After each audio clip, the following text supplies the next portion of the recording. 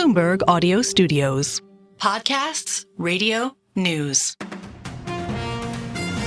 This is the Bloomberg Daybreak Europe podcast, available every morning on Apple, Spotify or wherever you listen. It's Monday, the 24th of June in London. I'm Caroline Hepker. And I'm Stephen Carroll. Coming up today, a gambling scandal at the heart of the Conservative Party overshadows the election campaign. France keeps markets on edge as Macron says the decision to call an election was all about avoiding disarray. Plus, slim pickings. Snack giants look to offset the impact of obesity drug use with a pivot to vitamins and meals. Let's start with a roundup of our top stories.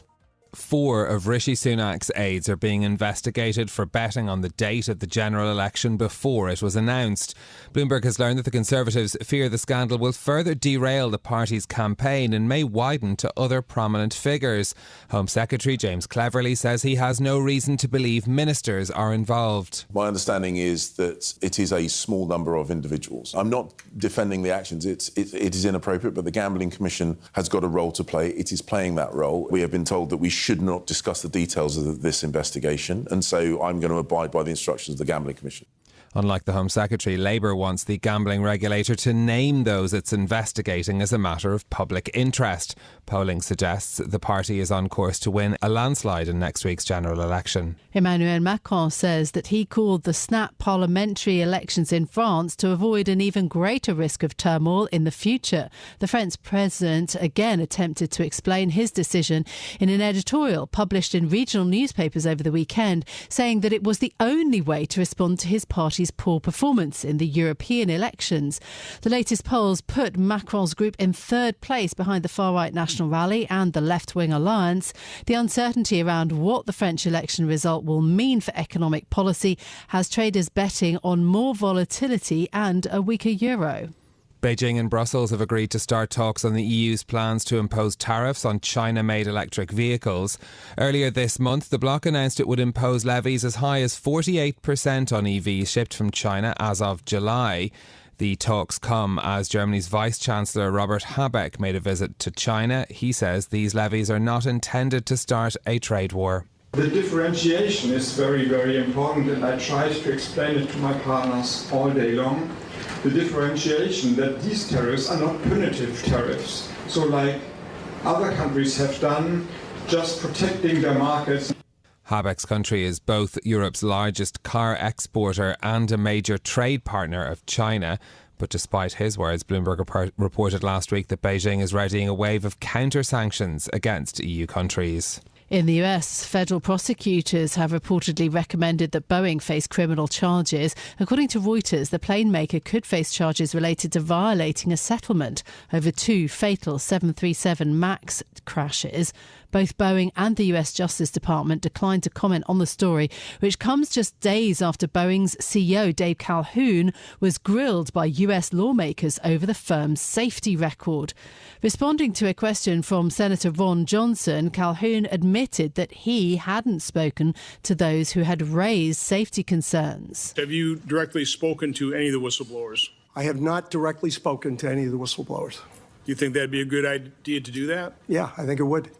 Boeing CEO Dave Calhoun announced in March that he will step down at the end of this year amid growing concerns over the plane maker's manufacturing quality and safety record. Israeli Prime Minister Benjamin Netanyahu says intense fighting in Gaza will come to an end shortly as the military moves towards more targeted operations.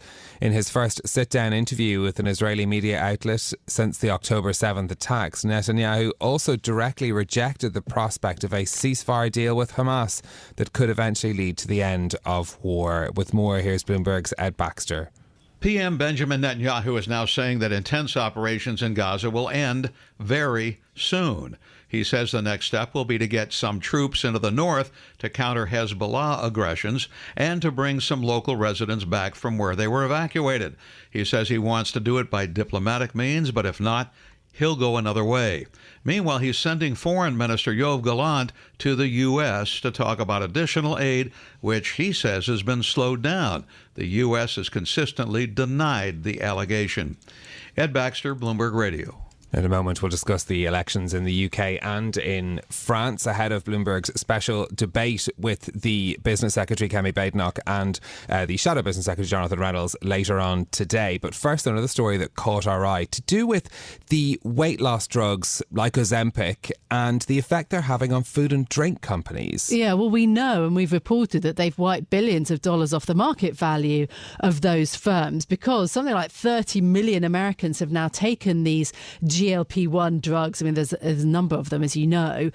But now it looks like the food and beverage giants are really trying to push back. One of their strategies, yogurt. France's Danone is seeing a really big jump in demand for its high protein, low calorie yogurts in the US. And then others are going even further. So Nestle's got a whole suite of products that they're bringing out with a new website next week. And apparently this is going to point people who are on those drugs towards the sorts of foods that they, could use, especially ones that are, high in kind of vitamins and other things, because one of the things about those weight loss drugs is that you're not eating as much, so you need higher quality nutrition, and other US firms are doing stuff. And it's too. also this idea of them trying to counteract some of the side effects, like the nausea that these drugs bring as well, that people would be able to, I suppose, eat in a way that would help to alleviate some of those as well. So a very interesting pivot from some of the food giants there. Yeah, absolutely. It's one of the stories that caught our eye on the Bloomberg terminal for you this morning. But of course, we're also thinking about the UK general election. Only 10 days to go, and Bloomberg is hosting a live debate today between the Business Secretary Kemi Badenoch and the Shadow Business Secretary Jonathan Reynolds. This at 12:30 p.m. UK time today. It's on Bloomberg TV and radio. It's being moderated by Bloomberg TV anchor Anna Edwards. So we're very excited to have that right here in the building in London. Joining us now to discuss is Bloomberg's news desk managing editor Adam Blenford. Adam, good morning. What do you think we can expect from this debate?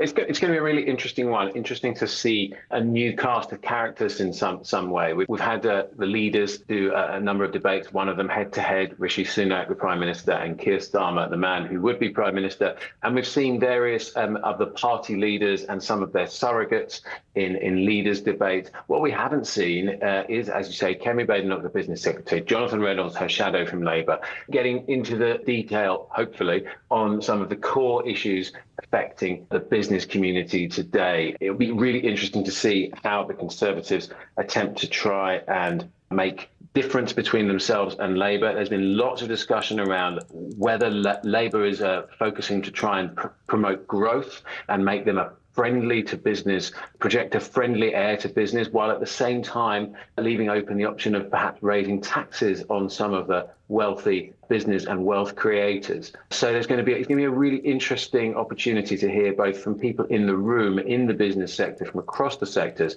and to try and see how Badenoch and Reynolds differentiate themselves in a pitch to voters and business leaders, of course. So that's an event to watch out for later today. Meanwhile, the election campaign has been mired in this betting scandal around the Conservative Party. Not a huge amount of money involved, but something that's drawing an awful lot of attention. It is. It couldn't really be worse timed just as the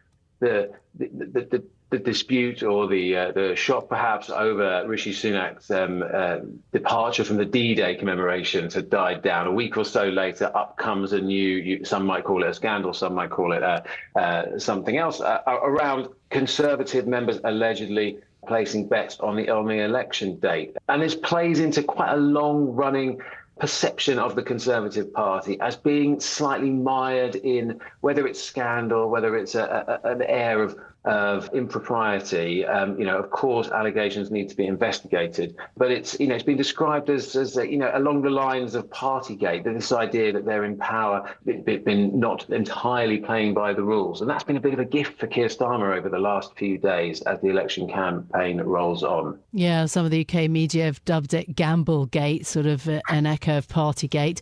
Labour's lead in the polls remains, Adam, and yet Bloomberg has reported that any new government will face a worsening misery index. Yes, I mean it's a harsh phrase. We've been reporting for some time now, of course, that the fiscal situation in the UK is extremely tight, that any incoming government, whether it's Conservative or Labour, would have to make extremely hard decisions on public spending and will not have a whole lot of money left over. The misery index, which we reported yesterday and you can find on the Bloomberg terminal, is, of course, is an indication, a calculation of how things might pan out going forward. Not so much specifically directly about the fiscal issue, but you're talking about how unemployment could impact the country. We've got issues with wages outpacing the ability of the economy to absorb that,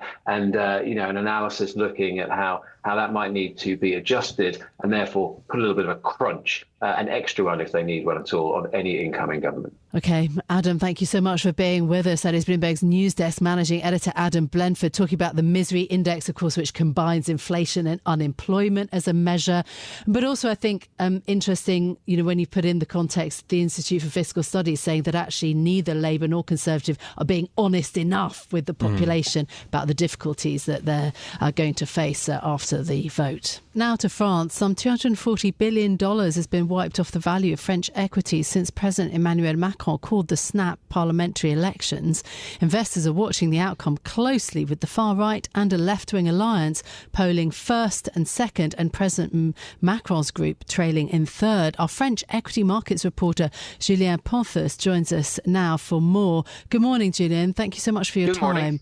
Which sectors do you think are seen as most vulnerable then, if the far right or this left-wing alliance manages to win power? The easiest way to cut risk on French equities is basically to cut your exposure to French banks, because they're the most vulnerable to any stress on French debt. So that's an easy move to do if you want to cut risk. Basically, if you're an international investor, the question, do you really want to be on the French market? It's probably easy to cut some ETFs or global exposure. Then you have specific stocks, for instance, on highway operators that could be nationalized. Some media groups are very vulnerable if the far right decides to, for instance, privatize the French equivalent of the BBC. A lot of media companies would need to compete for the same pool of commercial revenues. There are different, really specific picks. Julien, how much does it look like markets have priced any of this risk already? Because, the sell-off has been pretty extreme since the elections were called. So is much of that already factored into markets? It's factored in, but when you look at the scenarios, there are no really good scenarios to expect out of it. I don't see, and from the investors I speak to or strategists at brokers, no one expects the market to rebound the Monday after the elections. It's a question of basically you're pricing 50 shades of market stress, of uncertainty, of there's no real good scenario out there. So then, any potential winners? It sounds rather doubtful then. What are the policies Absolutely that are no winners? No winners. There's no winners. There's a lot of ways. If you say you're a French fund and you're selling French equities, exposure to France to your clients, then you need to quickly cherry pick your way, and there are ways to do that. I spoke to investors basically who are targeting French industrials who have very little footprint in France. 90% or 80% of their revenues comes from Asia, the US, the rest of Europe. There's a lot of ways of targeting companies that are not exposed to France, but basically that's minimizing your loss. There's absolutely no one. There's no winners in this. It's just a way of protecting your portfolio, protecting your investments, finding the basically what the safest bets around. But I haven't heard anyone telling me, oh, I think this stock will benefit, or there's a great opportunity here. This is Bloomberg Daybreak Europe, your morning brief on the stories making news from London to Wall Street and beyond. Look for us on your podcast feed every morning on Apple, Spotify and anywhere else you get your podcasts. You can also listen live each morning on London DAB Radio, the Bloomberg Business app and Bloomberg.com. Our flagship New York station is also available on your Amazon Alexa devices. Just say, Alexa, play Bloomberg 1130. I'm Caroline Hepker. And I'm Stephen Carroll. Join us again tomorrow morning for all the news you need to start your day, right here on Bloomberg Daybreak Europe.